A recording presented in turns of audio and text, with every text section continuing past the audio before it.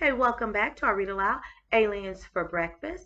We are going to begin chapter 8, our final chapter of the book. If you remember in chapter 7, Richard and Eric got those red pepper flakes to Dorf and he started eating it like it was popcorn and he actually ended up exploding in the boys' bathroom. Let's see what happens next. Chapter 8. It had been a great day. Dorf was gone. Earth was saved. Richard had stopped melting, and he and Henry were friends again. In fact, now that Dorf was gone, everyone in Richard's class seemed a little friendlier. Richard didn't know why. It sure wasn't because anyone knew he'd saved the world. The amazing thing was that no one even remembered Dorf anymore, except for Henry. He was coming over later to spend the night. Richard planned to tell him all about the drains then. The only bad thing about the day was that Eric was leaving. "Can't you stick around for a while and hang out at the mall?" asked Richard. School was over and he and Eric were back home. In a few minutes the Interspace Brigade was going to beam Eric back to Ganoob. He was leaving from the same place where he had landed, the Bickerstaff kitchen table.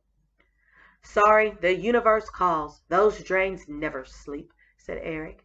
"By the way, if you ever want to join the brigade, just let me know." "Would I get to fly around at light speed and blast monsters?" asked Richard, "or wear a shiny red and blue uniform?" "Mostly you have to travel fourth class in things like cereal boxes, and they make you wear baggy overalls to blend in," sighed Eric. "Oh," said Richard. It sounded almost as bad as school. "The work is okay, though," said Eric. "Every now and then you run into a really brave freedom fighter, someone who risks his life to save the world. That is truly satisfying." It sounded like Eric was paying him a compliment, but Richard wasn't sure. "You mean me?" he asked. "Absolutely." "Wow, thanks," he blushed. Then he asked, "Will I ever see you again?" "Usually we do not go to a planet unless it is under attack," said Eric. "But sometimes we can work in a short stopover." "That would be great. We could go to Mutant Splendor and Pizza World, just like old times." "I would like that," said Eric. "And if you are ever near Ganoob, drop in. You will love Ingbar, even if she is a girl Ganoobian."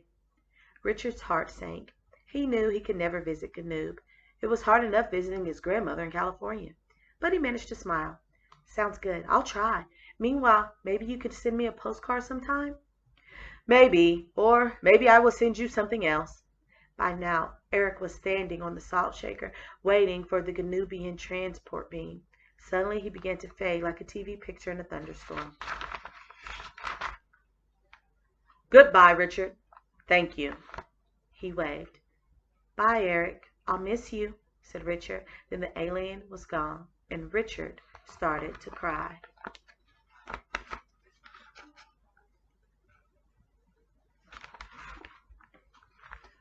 The next morning, Richard woke up suddenly. He sat up and rubbed his eyes. Henry opened his eyes at the same moment. He sat up too. "Wow, Richard," he said. "I just had the most amazing dream. I don't know if it was all that stuff you told me about Eric or what, but I dreamed I saw all these funny little pink creatures. They were bouncing up and down together in a big circle." "Me too," said Richard. "I had the same dream. Did you see two of them sort of floating in the middle of the circle looking really, really happy?" "Yeah, I wonder what was going on." Henry yawned and got out of bed. He started to get dressed just as Mrs. Bickerstaff knocked on the door.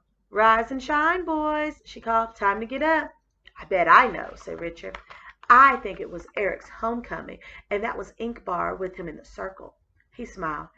"They sure looked like they were having a great time." Richard opened his closet door. There on the floor was a brand new black satin baseball jacket. On the back, in big gold letters, were the words, "Interspace Brigade." Richard picked it up and put it on. It was really cool. There was a note in one of the pockets. "Thanks again," it said. "Wear this and have a pizza for me. See you, Eric." And that is the end of our book, Aliens for Breakfast. I hope you all enjoyed the read aloud, and we'll see if we can fit in another one. See you soon. Bye.